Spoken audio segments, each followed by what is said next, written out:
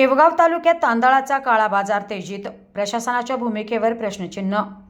शेवगाव तालुक्यात सध्या तांदळाचा मोठ्या प्रमाणावर काळा बाजार सुरू असल्याचे गंभीर आरोप होत असून याकडे संबंधित अधिकारी जाणीवपूर्वक दुर्लक्ष करत असल्याचा आरोप जनतेतून केला जातोय।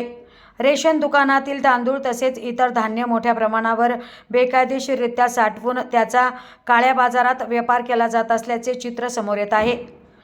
तालुक्यातील विविध भागांमध्ये संध्याकाळनंतर गाड्या येऊन तांदळाचा साठा गोळा केला जात असल्याचे नागरिक सांगतायत। हा साठा पुढे इतर जिल्ह्यांमध्ये विशेषतः बुलढाणा जिल्ह्यात पाठवला जात असल्याचीही चर्चा आहे।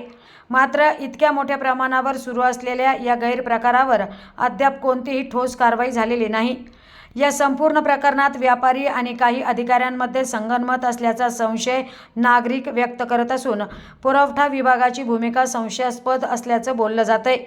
सर्वसामान्य नागरिकांना मिळणाऱ्या रेशनच्या धान्याची अशा प्रकारे अवैध विक्री होत असल्याने गरजू लोकांवर अन्याय होत आहे।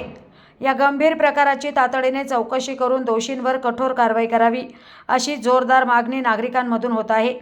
प्रशासनाने याकडे दुर्लक्ष न करता तात्काळ पावले उचलावीत, अशी अपेक्षा व्यक्त केली जाते।